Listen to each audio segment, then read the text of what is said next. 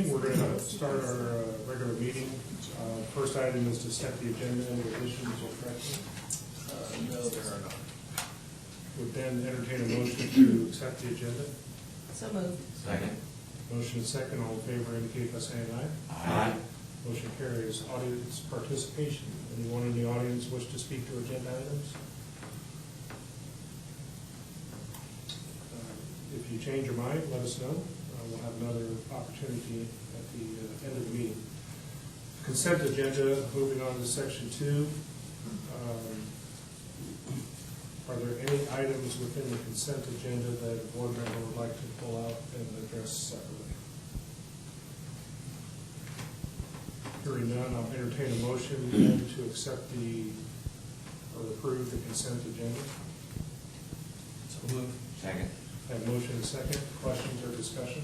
I just comment on, I noticed Dave Cox is retiring at the end of the school year, and Dave, former teacher of mine, and excellent science teacher, and did a fantastic job as head girls basketball coach, and I want to wish him all the best, as well as Judy and Cindy. I would echo that.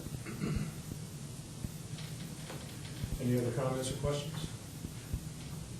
Have motion and second to approve the consent agenda. All in favor indicate by saying aye. Aye. Opposed? Motion carries. Okay, business transactions. We'll go in order here unless somebody's not here. You let me know. I will. 3.1, consider corporation strategic plan. Last meeting, I presented the strategic plan. There were a few suggestions on ways that we should improve it. And if I'm not mistaken, we have made all of those changes. I have not received any other calls or emails suggesting any others, so I would recommend that we adopt this strategic plan. I have a recommendation. I'll entertain a motion to adopt this strategic plan as presented. So moved. Second. I have motion and second. Discussion. I appreciate the changes. I don't think we had a lot, but it seems No. so I appreciate that. Any other discussion? I like the fact too that these are focused, yet there's not 20 of them. I think we need to have something that's achievable within the time frame that we've got here, so appreciate that as well. All in favor of the motion, please indicate by saying aye. Aye. Opposed? Motion carried. I just hit the wrong button.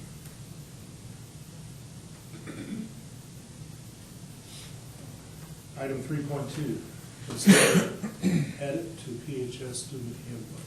Yes, you look at the student handbooks every year, and because you do that before we publish them, we are looking at making a change in the high school's student handbook. There's a chemistry teacher, and she would like to be in charge of a American Chemistry Society or a chemistry club,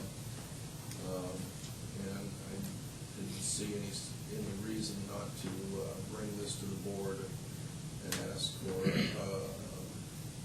approval to move ahead with this. This will allow us to do some of the things that we've been trying to move forward with as we've been hiring science teachers, and that's to have a real emphasis in the school on science. And one of the things that Mrs. Buck will do as advisor of this club is be in charge of the science fair, which you have to have a leader when you want something like that to happen. So I would recommend that you approve this recommendation to add the high school student handbook. Mr. Condon is not the one that brought it here, but he's aware of it. If you have any questions, I'm sure he can answer them. I have a couple questions, but let's get it on the table if we could. Entertain a motion to approve the edit to the PHS student handbook as presented. So moved. Second. Got a motion and second. Discussion. Jim, have we not had chemistry club before? We have not. This is a new club. Oh, come on, I was in the chemistry club in high school. We have not had new clubs in the past decade. Or we have not had chemistry club in the past decade. That was gonna be one of my questions. You were really in the chemistry group? What was, I don't I was recall. president of the, Oh. We have, since I've been here, Todd, we haven't had it. It's it was called Phi Kappa, if I remember. Okay. Right, I remember that. okay. Mrs. Cheney. Okay. Mrs. Buck brought the initiative to us simultaneous with our interest in coordinating science fair. So it was Well, possible. I'm all for that, I just her- thought this was, why would, Yeah. what's the difference between the two? And obviously there isn't, because none of them doesn't exist. I have to get rid of my t-shirt. I've got an eBay account, we'll sell it on. What was my other question? So how do we handle, I'm not sure I recall the edit to the student handbook before, is this gonna be effective for this school year? Yeah, our hope is, we want to do some type of science fair this year. And we want to promote the efforts of our students in upper level science classes and our pre-engineering classes simultaneously for us. And so we would like to get that up and running for this spring. The thought behind it was if we can approve this tonight, that will give Mrs. Buck now until spring to coordinate with her club officers what that will look like and start putting together a finished product. So logistically, what do we do with the handbook? We're not reprinting all these handbooks. are we? The handbook is online. Online, So, again, showing my, Yeah. right. What was my last question? Is this available to high school plus New Tech? Yes. Any other questions or comments? I'm going to stop before I embarrass myself. All in favor of the motion, we have a motion, correct? Yes. All in favor of the motion, please indicate by saying aye. Aye. Opposed? Motion carried. 3.3, consider revision administrative guideline AG 8620. yes, and this is the second reading of this administrative guideline, and this is for a bus driver referral.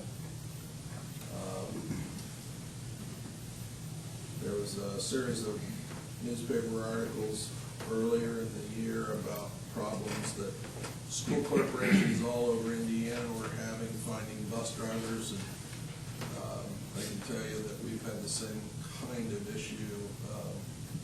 You know, we can take out an ad in the South Bend Tribune for a weekend looking for bus drivers, and, you know, might be $500 for that ad. Am I overstating that, Sandy? About $500 for an ad, and we might not get any response from it.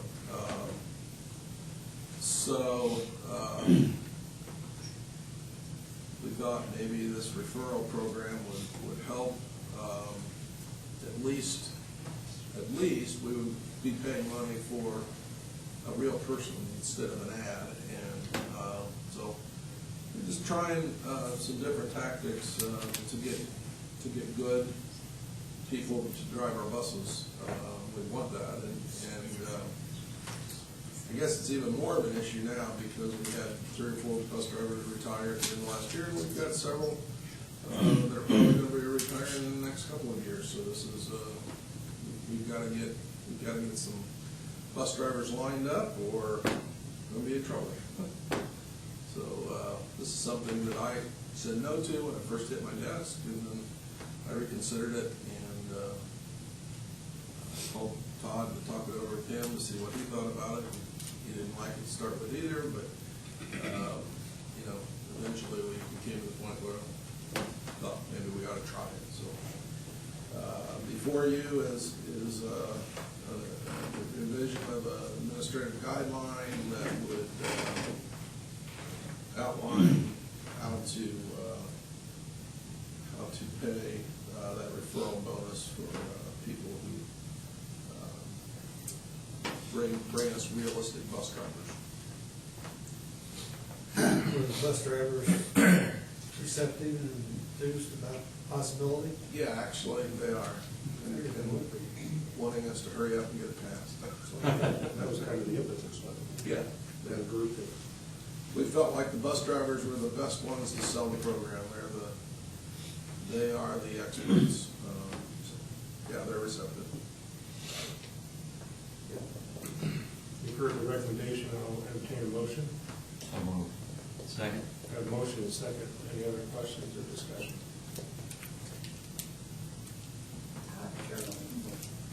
I think you established a fee. Have you established a fee? Yes. Let's see, I'm sorry, I just got out of it. Let me get back in. 500, Yeah, I believe so. And then that would be a successful hire and somebody that passed the requirements and whatever. Yeah, let's see, wait a minute. The referral program is operated under the authority of the superintendent of the school board. Under these guidelines, an employee may receive multiple bonuses, the total of which may not exceed $750. Referral bonus payments may be paid in periodic payments until the new employee has completed his or her probationary period. Payments cannot be made until the referral candidate has been employed for a maximum of 1 month. For example, a $500 referral bonus can be structured as follows, and then give some examples. So there's a $150 referral bonus after the 3 months from the date of the hire, and then the $350 referral bonus awarded to at the end of the first 12 months. So,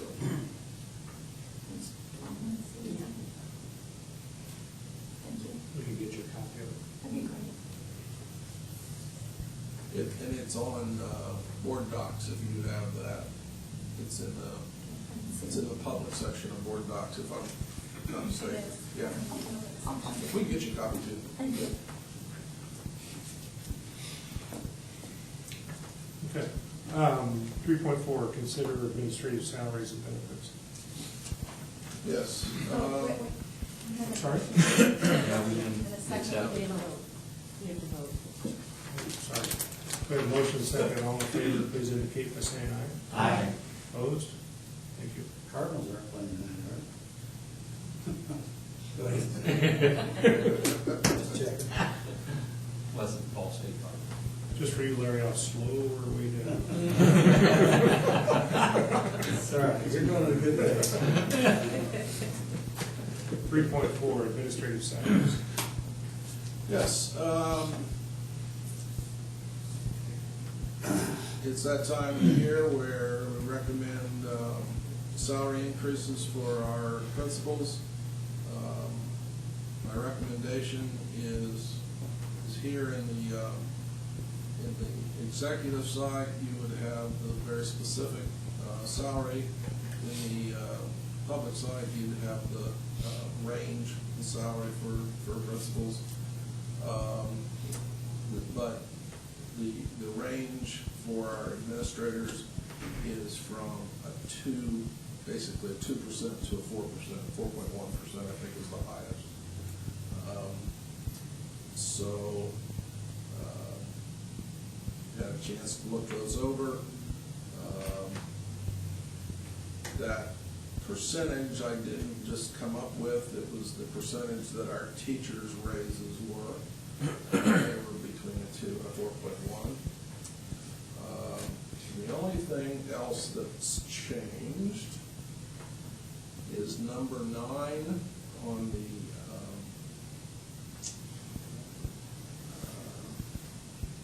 what's that thing called?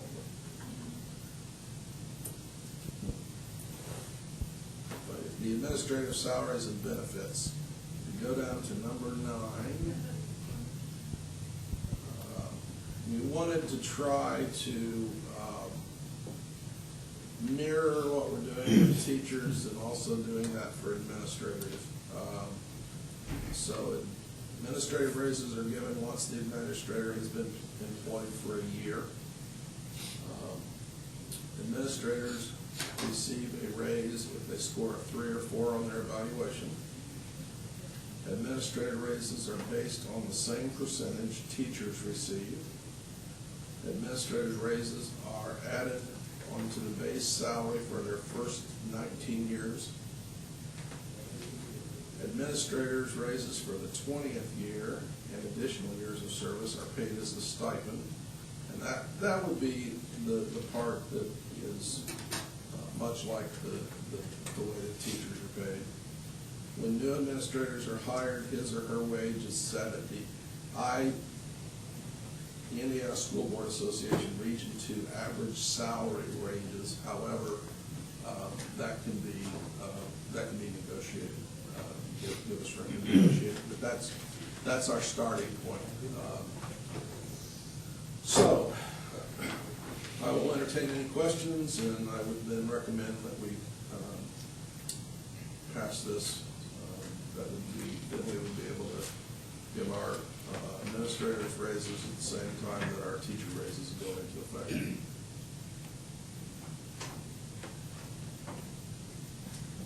You've heard the recommendation, I entertain a motion. So move. Second. A motion and second, discussion. I just make a comment that I think our administrators do a good job, and I think they're very deserving, and I certainly support the recommendation.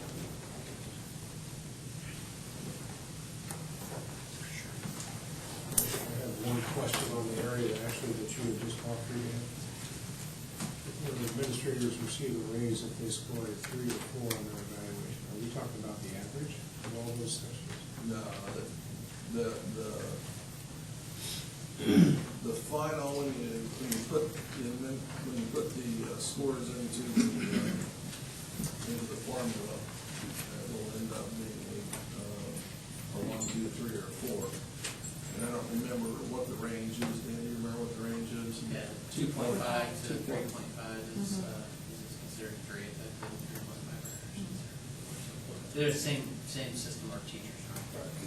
Okay, I didn't realize at the end it's either around 3 or around. Yeah. It's a range.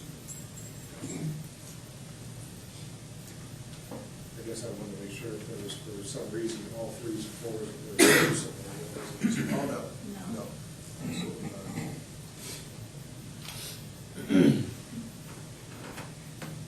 Any other questions or comments?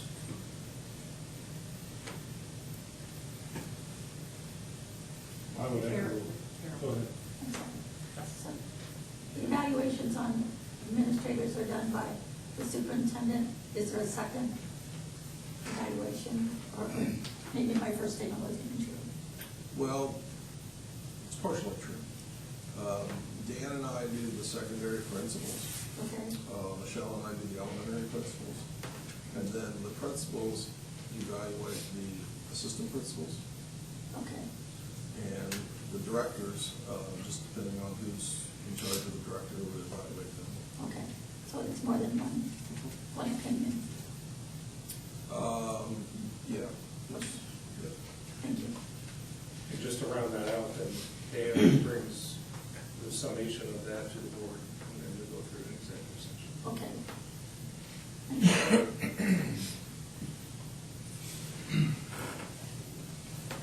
Any other comments or questions? Appreciate all the effort that goes not only into the review process, but the work that the administrators do on a daily basis. Pretty impressive. And it's an important process to have that review and feedback. At least I think so. Because I heard a lot of discussion on things that we're doing well, things that, not individually perhaps, but things that are needed. I mean, that's how we have constant improvement, continuous improvement. So, we have a motion and a second. All in favor, please indicate by saying aye. Aye. Motion carries.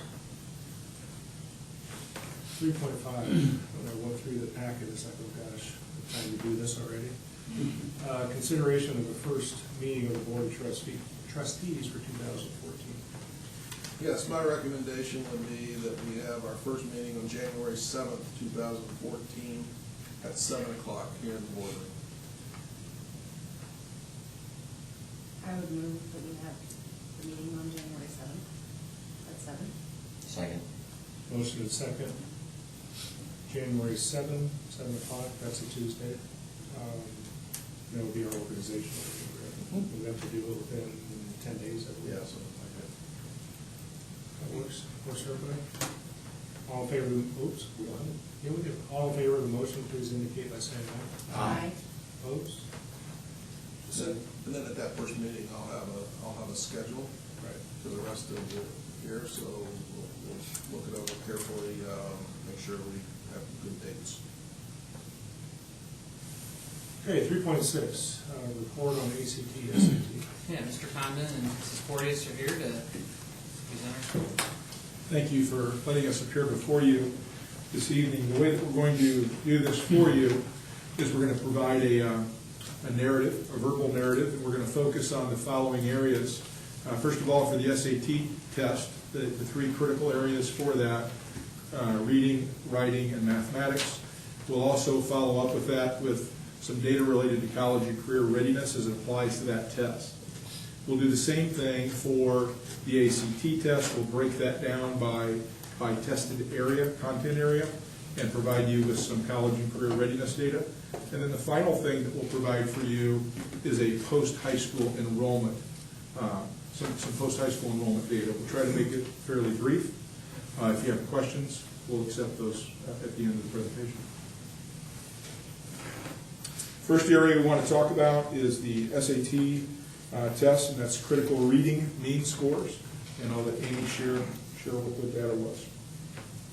So 2013, we had 142 students take the test. That is 65% of the students who took the test. In critical reading, our performance has decreased from 2012 to 2013. Our males and females performance declined over the past year. Our 5-year average results are about equal to the state average and slightly less than the national average. Second area we want to talk about is our math mean scores for the SAT. The average scores of PHS students tested in 2013 decreased significantly compared to results from 2012. Our males dropped significantly, where our females also dropped. Our overall average for the past 5 years is slightly below the state average and below the national average. The third and final content area on the test is writing. The average score of PHS students tested in 2013 decreased in comparison to 2012. Both our males and female scores went down. Our 5-year average remains slightly below state average, yet significantly below the national average. So in conclusion for that, you can see that we had a decline in all three tested areas. We then drilled that down into various performance groups. We found that our gifted and talented students performed well. We found that our students in the lower percentile, the lower range, performed poorly. So we have a target group of students that we have to look at in terms of researching ways to get better. We also have some college and career readiness data that is related to the SAT test. College and career readiness is a new data that College Board is providing this year. We have not had that particular data before. They define college and career readiness as a 1550 composite score or 500 per section. I realize that does not add up to 1550. However, what they are stating there is that if a student is college and career ready, they are 65% more likely to finish their freshman year successfully at their secondary institute and continue on with the B- average, by the way, with a B- average, and continue on to finish their degree in a kind of fashion. You can see that we had 43% of the nation that met that mark. So College Board is not pleased with that data nationwide, of course. PHS was at a 28%. If you break it down into the different areas, the nation was at 50% and we were at 43% in critical reading. The nation was at 54% and we were at 44% in math. The nation was at 46% and we were at 35%.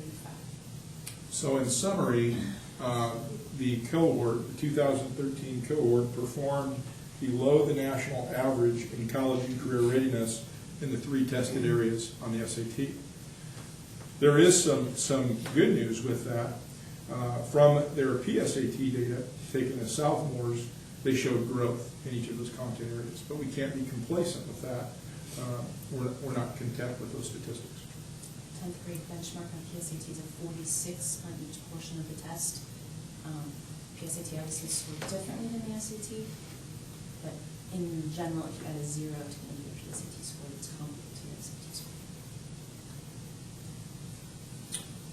Questions on the SAT?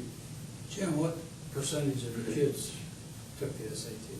Approximately 66, 67%. 65% of class of 2013. You encourage all kids, any kids to take it? We do, when we So- do their annual guidance review, which we do yearly, we map out for them when would be most appropriate for them to take the test. One of the charts that you have there shows whether they took their last test as juniors, or they took their last test as seniors. This class, more of them took it again their senior year, to try a little bit, raise their scores. We are at about 6% higher in terms of the percentage of students that take the test at the building level versus the state average. It's not a significant difference, to be honest with you. A lot of schools, as you're well aware, do not encourage kids to take that. I mean, they take like the top 20% or the top 30% or 40%. Do you ever break it down to compare apples to apples, just out of curiosity? I do have on the charts that you have before you, I did go back in and look at our scores of our top 10% GPA-wise. You can see they did pretty well. So they do well there. I have a question. Some kids take it more than once during the year. Does this count? I mean, is this, like, if one kid took it twice, is it just the best? The data that the College Board provides to us is their last score. That's why you have a column there that says highest score, because then I went back in my hand and pulled out their highest scores. And it does increase our averages a little bit. Not significantly, but enough that you can see it matters. Other questions related to the SAT? One of the things I'd like to know is, and I think I've already asked you this once, but do you have to take the SAT to go to Ivy Tech? You do not have SAT for that. One of the things that we'll be talking to the board about later is, I think you probably read about it, you've probably seen it on the news, and there's a real trend as far as, are we pushing too many kids to go to a four-year college? I talked to a parent the other day, son came home after 2 years, and $40,000 in debt. Students now going to Ivy Tech and doing very well. So I think we're in a transitional period right now where I've said a lot of these meetings where we said we got to take more of our kids need to take the SAT, they need to go to college, they need to do this, they need to do that, and we'll be talking about that as we go through this next year, because the trend now is that there's a lot of kids that are just not really, they don't need to go to a four-year college to get what they need, and so we kind of have to reverse a little bit about what we've done. We have to be careful because we don't know where kids may end up, but we need to be careful that we're not sending too many kids off to take the SAT when they really don't need it. The test that is entrance to Ivy Tech is called the Active Placer, and just this year we need insight for that as well. So we'll be able to provide that in-house for our kids. Do we get data on that? How our kids do on that I'm test? still learning it, so I'm sure that we will eventually, but I don't have it yet. Other questions related to the SAT? And I understand the comment, we need to get, is there anything specific as yet that you've been digging into this that we've identified, or is that still in process, or? We haven't dug into it yet. That's going to be the next thing. We've scheduled meetings with our math and our English departments to begin investigating what are we doing in terms of reading, in terms of writing skill development, and so forth within each class. And I think we just need to internalize and process what we're doing. In the last several years, College Board has provided better disaggregated I'm sorry? test. College Board has provided better disaggregated test data, not student scores, but what's on their PSAT. So we've been learning how to use that better as well. So we're hoping that we'll see some differences there, because when we can use how they're doing the PSAT, we'll move them in the right direction for the SAT. The SAT results are fairly guarded. We don't get a drill down per question and the percentage of our students that answered a question correctly do get that data with the practice SAT test, which is what she was referring to. I have another question. I know some of the larger schools have courses just for taking the SAT. I just kind of like to know your philosophy about that, what do you think it's about? I think we have to look at a couple different things. Melissa, I think we have to look at that. But I also think we have to look at the tasks that we're asking students to do within the classes itself. Are we promoting reading and writing, and what types of reading and writing are we promoted? I think we've seen a 2-year trend now where our scores have declined. So I don't think we can throw our hands up in the air and say, this is just passing in the night. I think we have to address it. And I think we need to come up with some strategies. Make no mistake, I'm not necessarily an advocate for Sure. that type of thing.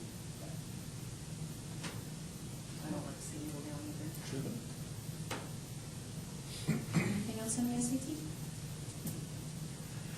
Let's go ahead and transition to the ACT. So maybe, once they have a chance to look at the PSAT scores, maybe come back and talk about the data and what the plan is to work on this. That'd be a good idea. Okay. Let's go ahead and transition to the ACT. So on the ACT test, students are tested in 4 areas. They're tested in English, math, reading, and science. And I'll let Amy share the data.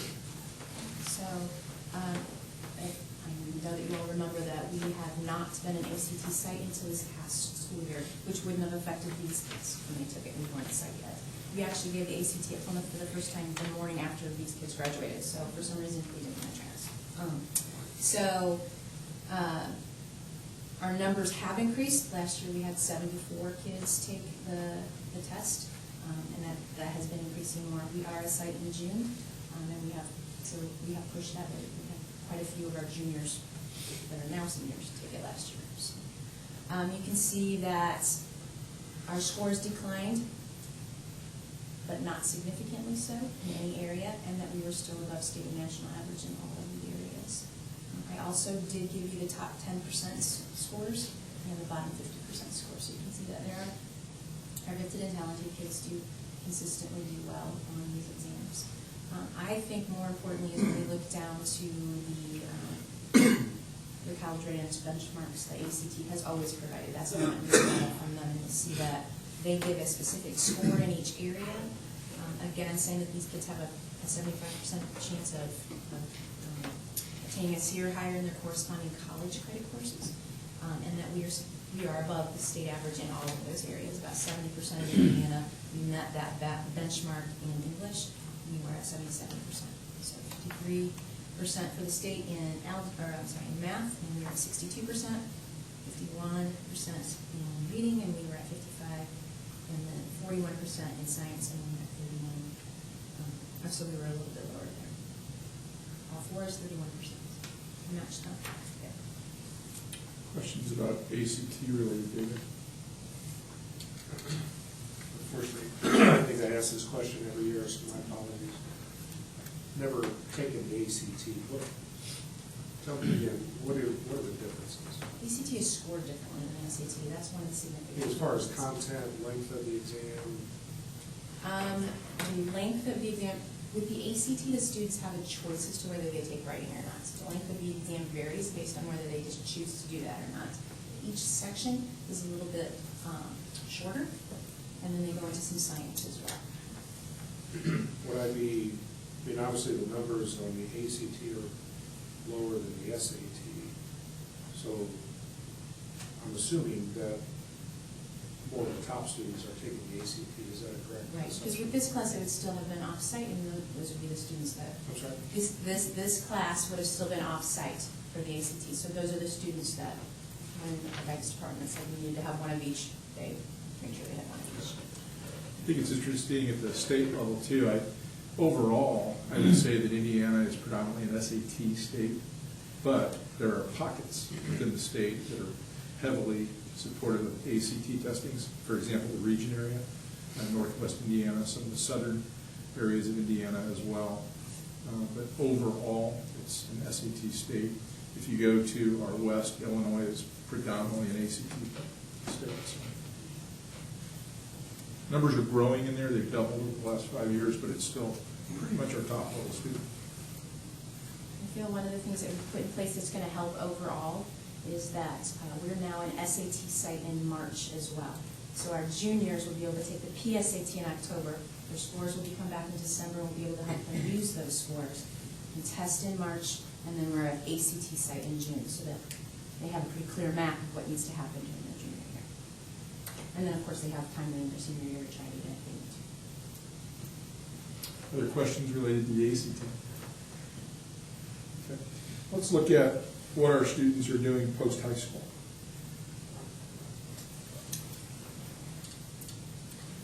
So we broke this down into 3 areas. We're going to go with just an overall summary of where our students are going to colleges in terms of 4-year colleges, 2-year colleges, etc., entering into the military. We're going to talk briefly about the types of diplomas they're earning.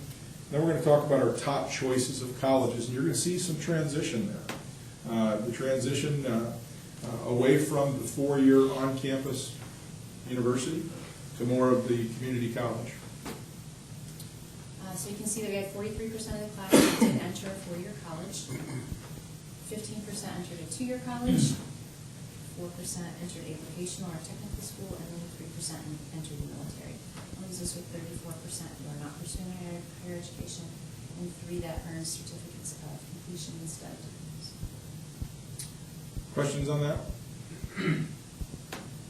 Let's talk about the types of diplomas that Plymouth High School students are earning.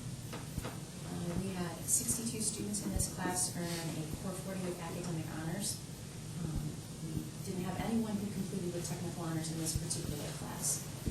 As we add more dual credits, that's going to become easier for our students, so I anticipate that we'll have more technical honors as we go down the road. We had 104 students who were Core 40, and then we had 50 students who chose to get a general diploma. You can also see our numbers there for general diplomas that required waivers. We also had 3 students who completed their diploma but did not do so until October 1st of this year. And then in terms of the top choices, we bring this to you annually. Every year that I've been here, it's been Indiana University down in Bloomington, or Purdue University, or Ball State. But look at the transition that we're seeing now for the first time that I can recall.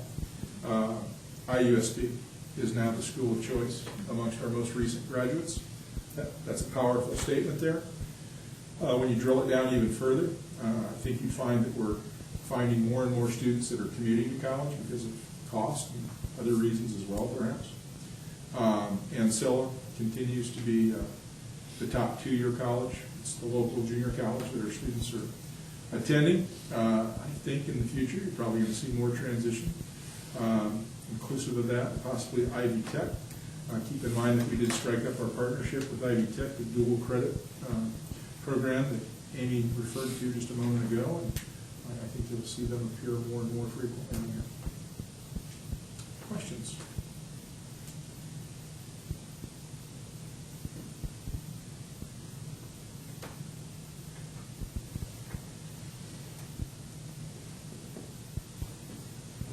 We thank you. Thank you. Thank you. Carol's got a question. Somewhere in my memory, I remember that we do provide a way for kids who are financially not able to pay for the SAT or ACT. The College Board and the ACT provide a few waivers for the students who qualify for the section. Thank you.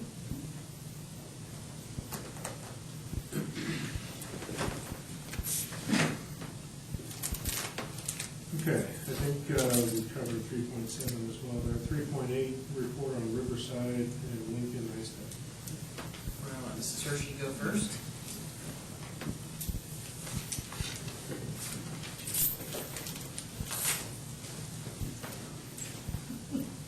Give me the call. Yes. Okay, this first slide is our 5th grade language arts scores, and you can see those scores throughout the years, and we strive to be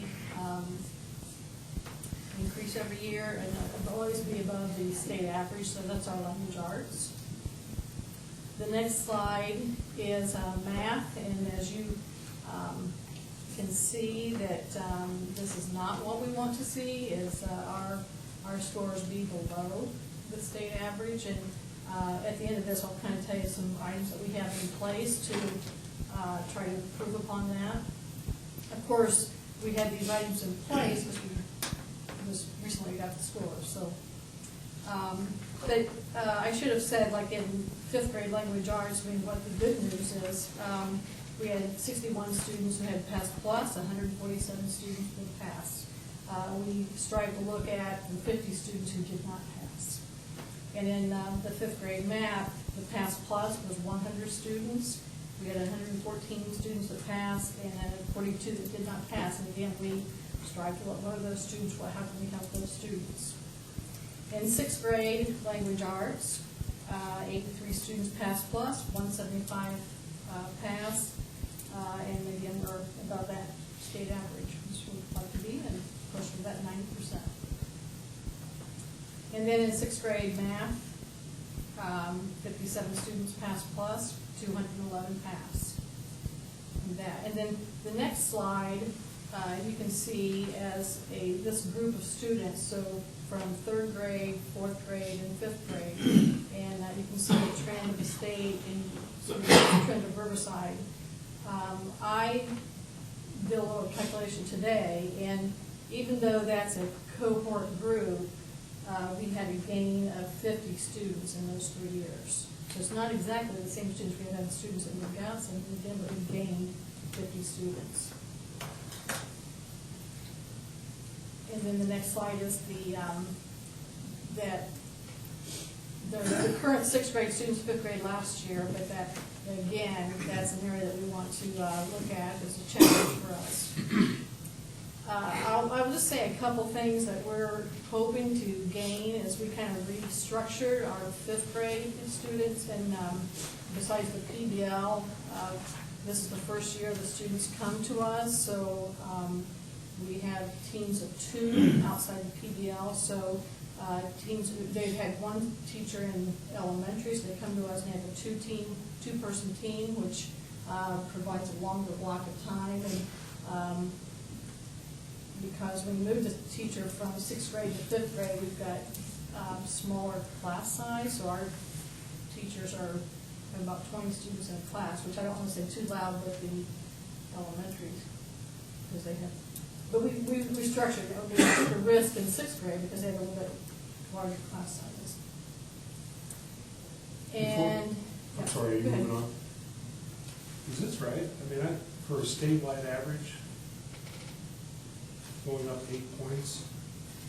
Yeah, what that likely tells us is that the test got easier, probably, and that's why we saw so many, such an increase at the state level, and our kids just didn't see the growth that everybody else saw. Yeah, that's accurate data. That's all 6 This is the only, because Yeah. we noticed this trend when we looked at it, this is the only place 3 through 8 where there is something like that. This is kind of an anomaly here for that grade. And Not- Just think of all the students that are in that average. yeah. Really? Yeah. All right. Oh, we have a lot of testing issues too, so as far as the testing. I'm going to choose not to believe that. Okay, and then the next slide is the kids who are currently 7th graders, and you can see they're above the state average there. I will talk a little bit about last month you heard the elementary talk about the test. We still, we're in December, and we have 2 students that we do not have scores for. They did the testing, their password would not work, so the testing group told us to give them pencil and paper. And so we did. So then when we don't have their scores, so when they came back, both these girls are listed twice and are undetermined. I'm assuming one's for the paper pencil test, one for the online test, and Liz Cobb has been luckily, the same person been in contact and trying to get a resolution to their scores. So we still don't have those. And the last slide then is the math scores. I wanted to mention a little bit about what we do have in place. Again, we restructured our 5th grade. We have an after-school study table that our teachers run, along with a senior citizen person that's a retired teacher. She's also running math facts a couple days a week after school. We've, besides our intervention group for reading, we've intentionally added a reading and math intervention. So we strive to do things to make resolution to that. And I want to say too, in 6th grade, which these kids are current 7th graders, but you see the trend that we gained actually 73 students in that cohort group.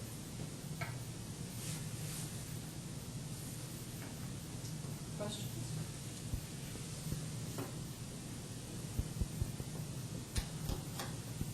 Okay. Thank you, Lee. Thank you.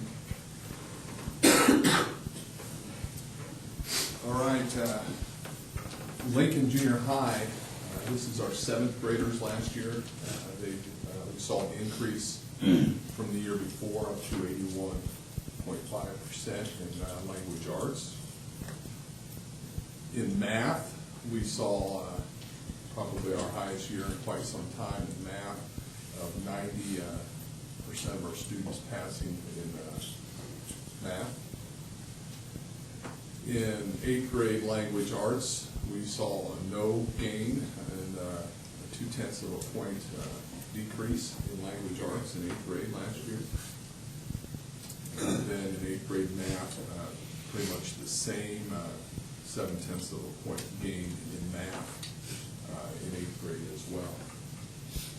We look at cohort data, which is these are the same kids from year to year, and we see we have much the same trend, although we're above the state average. We are not bucking the trend throughout the state of a downward trend from 4th grade to 7th grade. And then in 8th grade, our current 8th grade in math, okay, we started off really well in 4th grade, and we're making a slight upward trend now, but we're kind of bucking that trend too in the state where it's on the downward. But we're still, Jenny talked about the cohort changes, or the amount of number changes. This is the 8th grade cohort, and it grew by 54 students from 4th grade to 7th grade. So we do test some different kids from 4th to 7th. That's our current 8th grade class. Then to move on, this is the freshman class, our 8th graders last year. And in language arts, we are right at the state average, and a slight downward trend over the last 3 years. And then in the freshman math cohort as well, 5th grade, they were at 90%, and now they're at 81.2%, right at the state average. A downward trend from 5th to 8th grade.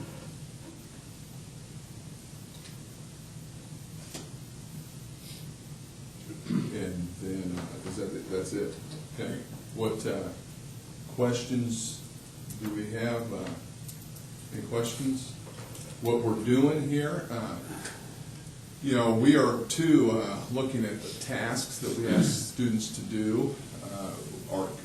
Looking at that really addresses our core instruction. That's the first time that kids get the instruction.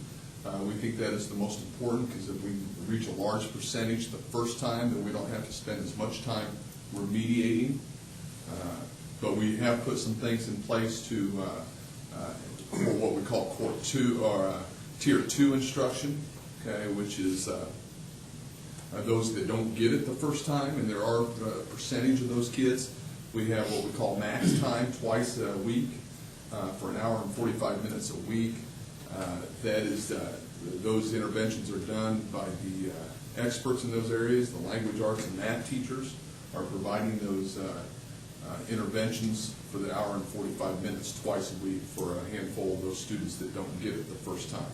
And those kids are selected really by common assessment data, formative assessments along the way during the course of the year. If we see kids are having issues or having problems, then we try to, we get them into remediation or Tier 2 instruction right away. And some of those kids are also selected from this data as well from last year. That's kind of how we start the year, as we see those kids that did not pass and they are in that Tier 2 intervention. We also have Tier 3 interventions, which are even more intense, where those kids have really gaps in their skills, not necessarily grade level skills, but they are maybe grade levels behind in reading.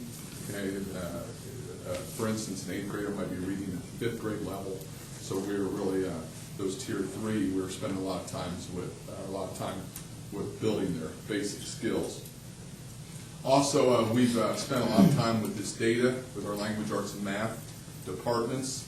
We broke down and really looked at what areas were weak in language arts, were weak in literary text and nonfiction text as well. And that's pretty much reading a passage and being able to find main ideas, pick details out of that passage and so forth, write about that passage. So we're working on those as a goal for our school. And then in math, it's the area of problem solving. So those are things that we've really targeted in our math and language arts classes, but also trying to move that school-wide as well. I'd like to note really quick congratulate both of them. I mean, eight areas there, and of 7 of the 8, we were above 80%. And that's the first time since I worked in Plymouth that that's happened, 5 through 8. So I think both schools did a great job. Any questions? Change of leadership to do wonders. Okay. He learned under the best. I have a question, I don't know who can answer, but on a transfer student that comes in, is the school corporation privy to their ISTEP scores where we can see if there's an area that they need to be assisted on? Good. So when we have these averages, if we have a transfer, do those scores come in, or we pick them up as? They have to be with us 120 days for those to count on our.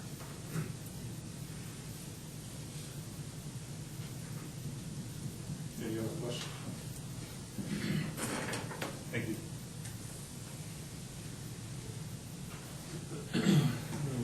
3.9, consider new revised policies and guidelines, second reading. Yeah, that's mine again. Slowly becoming the whiz of this area, I guess.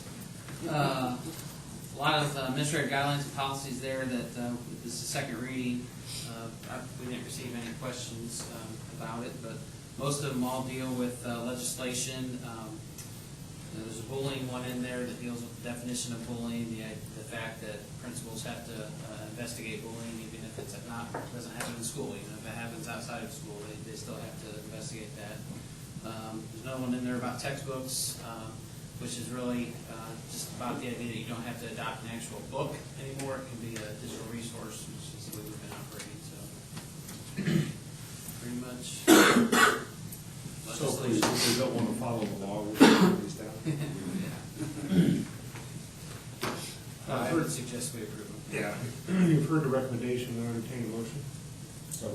Second. A motion is second to approve the new revised policies and guidelines. All in favor, indicate by saying aye. Aye. Opposed? 3.1, consider contract for installation of the CCTV security system. Okay, that would be me. At the last school board meeting, after receiving their qualifications, you, the board, approved MCOR as the guaranteed savings provider for the CCTV project.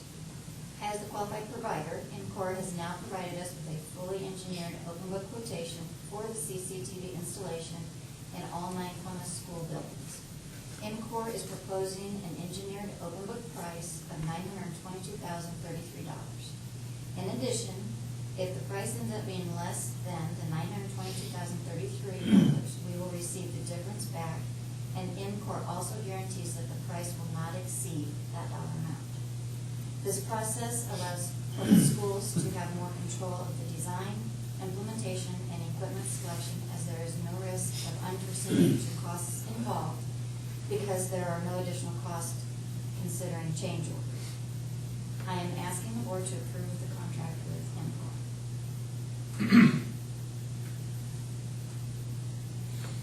You heard the recommendation, I'll entertain a motion. So move. Second. Discussion. This was the presentation that we had at the last meeting. And remind me, Candy, funding. This was through the bond that we, The bond? just a general obligation bond that will come from that, for the securities.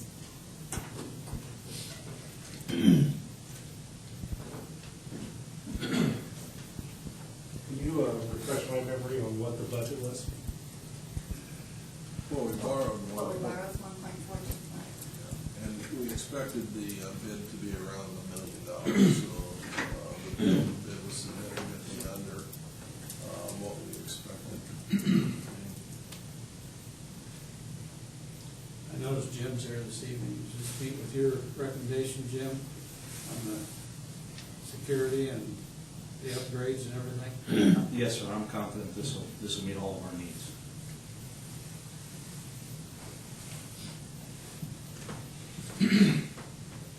Any other questions?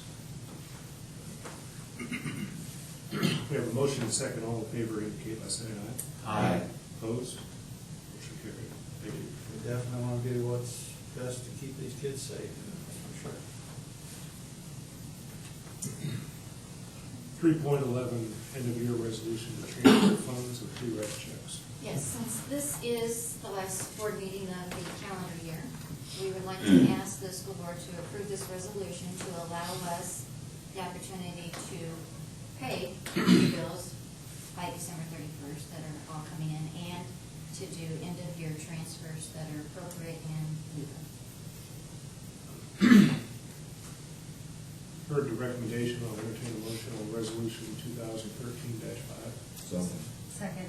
Motion and second, this is traditional Yes. for each year that we provide this authorization. Are there other questions or comments? Hearing none, all in favor indicate by saying aye. Aye. Opposed? Thank you. 3.12, consider amendment to section 125. Yes, in our November meeting, I believe you approved the normal, regular Section 125 plan with, that we have with American Fidelity. And on October 31st, the IRS issued some more administrative guidance and some leniency with Section 125 plans.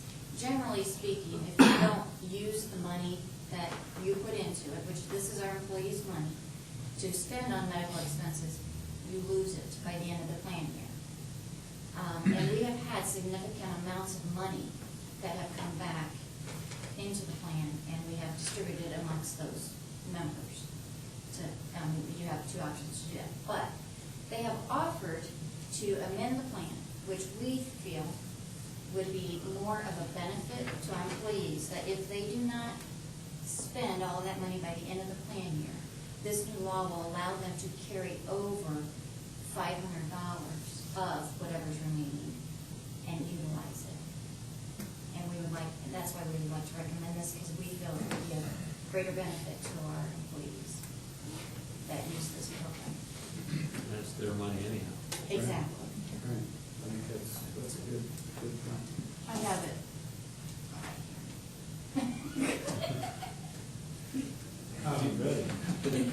All the provisions and all the legal jargon. I have a question. Let's get on the table. Is there a motion to approve?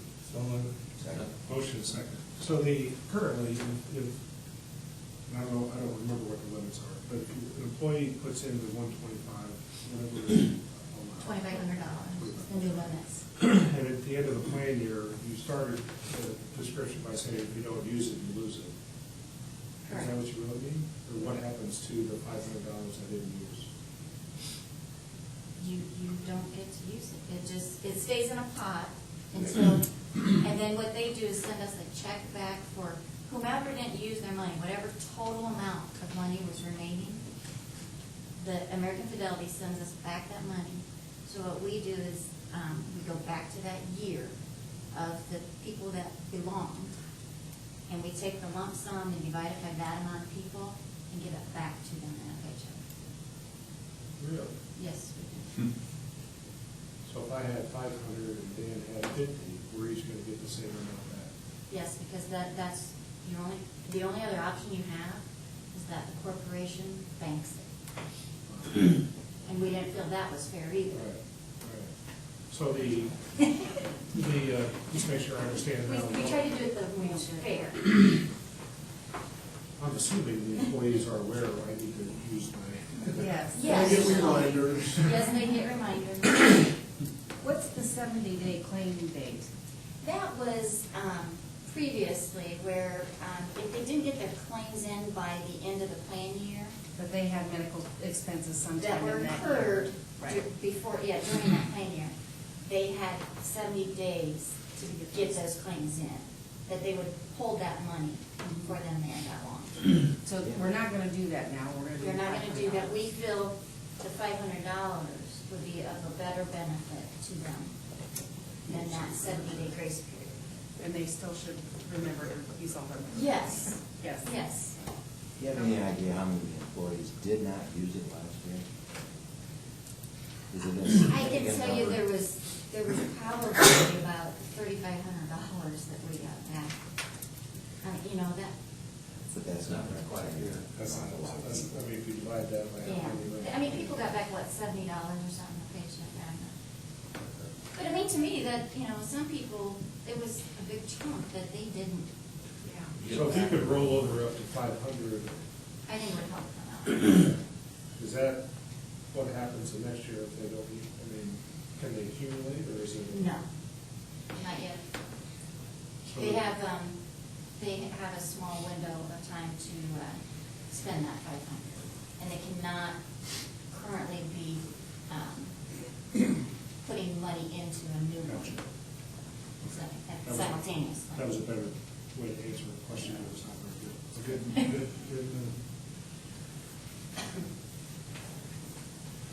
Any other questions? My apologies. We've got a motion and a second. All in favor indicate by saying aye. Aye. Opposed? Thank you. I think that's certainly a positive for our employees. 313, consider resolution and permission to advertise for tax warrants. Yes, as I did some calculations on cash flows and taking the worst-case scenario of not receiving tax money in transportation or capital projects on time, I would ask that you approve or consider this resolution to advertise for temporary tax anticipation warrants for transportation and capital projects funds only.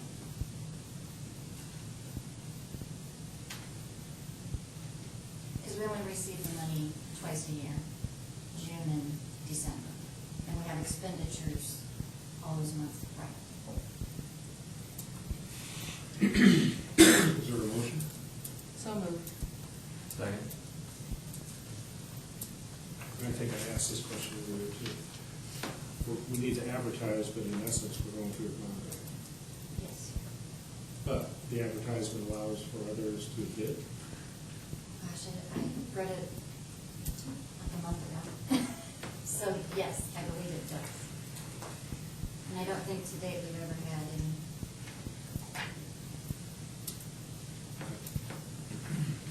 Anybody, the advertisement, I do not have that here, I have it at my desk, sorry. That's okay, that's okay. And these are maximums, right? Yes. Those are the worst case.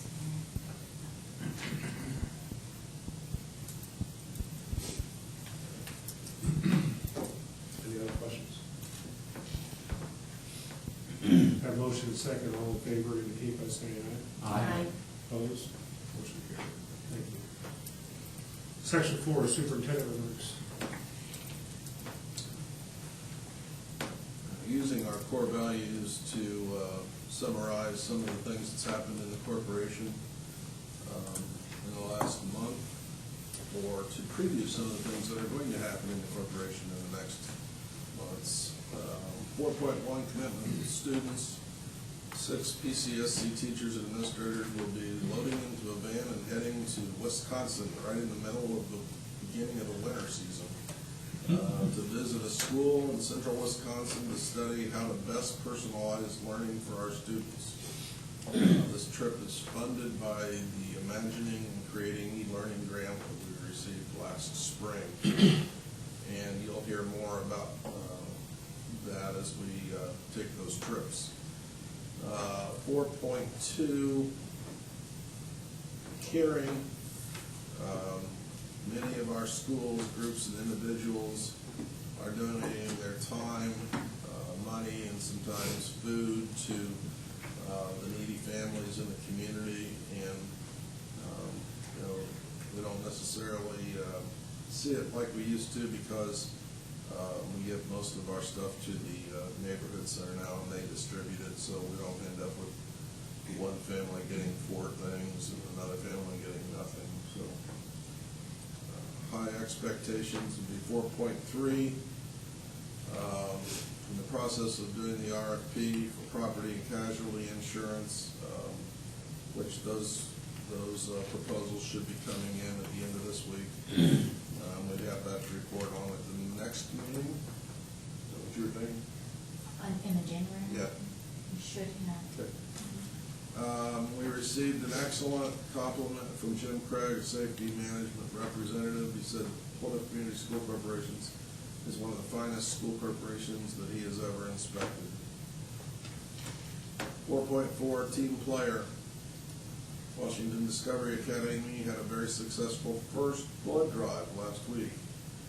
They set a goal of collecting 54 units of blood. They ended up collecting 96 units of blood, making the blood drive the largest blood drive in Marshall County for the year of 2013. So congratulations to Washington. Kids are learning a lot about not only about content but also about life. 4.3, integrity, received our 1782 notice last week, and Mrs. Tinkey's proposed grant was very similar to the total dollars that we received, even though we increased our debt. Congratulations to Mrs. Tinkey for another great job of preparing our budget. And 4.6, enjoyment. Mr. Funston, let me turn that over to you.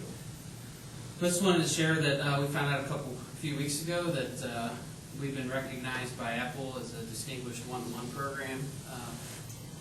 It's a 2-year designation. I think it speaks to the work of our technology department, the number of devices that they support now versus what they did 5 years ago. Our principals, I can say firsthand that the job of our principals is incredibly different, and it's a lot of times more challenging because every kid has a computer. They take on that challenge, sometimes with frustration, but knowing that that's what's best for kids. So Apple says we earned the award for our visionary leadership, innovative learning and teaching, ongoing professional learning, compelling evidence of success, and a flexible learning environment. We had to actually apply to be invited to apply. Once we did that, we had to apply to get an invitation. The third step was we had to submit an iBook to be considered to win the award. Part of that iBook was a 2-minute video. It's an introduction and explanation of our program, and I think that the video does well to speak about the program and the successes we've had. And it features our own superintendent, so I wanted to show that. We still want. Plymouth Community Schools sit in north central Indiana. We're a rural school with a population of approximately 10,000, while our schools serve 3,700 students. In 2009, we were a good school, but we wanted to be a great school. So our school community embarked on strategic planning that redefined teaching and learning. The plan led to a vision for our students to become globally aware, adaptive, innovative, and proficient with the use of technology. So in 2010, we embarked on a one-to-one computer program, beginning with our junior high school. By 2012, all of our second grade through 12th grade students had a MacBook, while our kindergarten and first grade students had an iPad. We have seen innovative teaching and learning in our district enabled because we have the one-to-one program. We have been able to implement a project-based learning program in grades K through 12. Our learners in these environments are reaching out to experts on a local and global scale. Through project design, our students are creating innovative projects that allow them to apply the concepts typically only learned in a book. Our one-to-one program also allows us to customize learning, especially in the elementary math, where students have been allowed to move at their own pace so that the pace of the teacher is not holding them back. We have also been able to customize learning by allowing our students to explore what they have passions about. We have created self-organized learning environments where students are currently using their computers to explore app creation and working with a 3D printer to develop prototypes of their designs. Our instructional practices will never be the same. The role of the teacher is shifting to that of the facilitator of learning. Students have access to an abundance of information at the tips of their fingers. Our teachers are learning to facilitate the development of knowledge and skills that eliminates the role the teachers once played as the main purveyor of knowledge while enabling our students to be more self-directed. Teaching and learning will never be the same in Plymouth Community School Corporation. We are making progress every day to become a great school. Well, I guess I'd close by just saying there'll be some publicity, there'll be a press release that'll come out as part of this, along with some large banners and plaques and things, but we wanted to let the board know that we won this and more information to come on what it means for us. So. That's awesome. Great. Congratulations.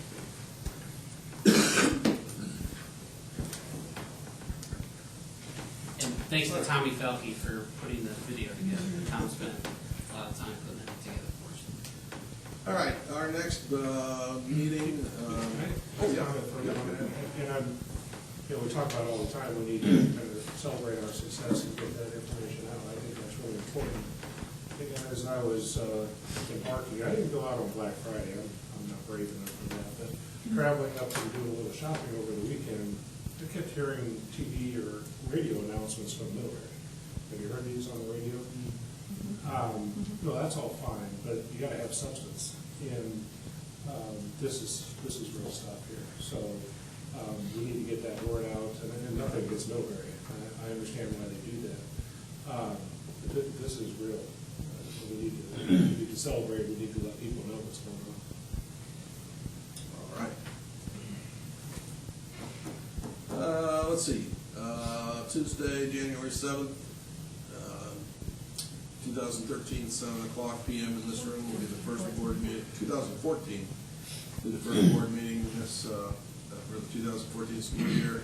Also a reminder that the corporation holiday gathering is Wednesday, December 18th at the Red Rock Cafe at Plymouth High School from 3:30 to 5:30. So we hope you can stop by and have a treat and talk to some of the teachers and celebrate the end of this first part of the school year. That's all I have. Thanks, Steve. Audience participation, are there any questions or comments on agenda items this evening? Appreciate your attendance. If there's nothing else, I'll entertain a motion for adjournment. So moved. Second. Motion and second, all in favor? Aye. We're adjourned.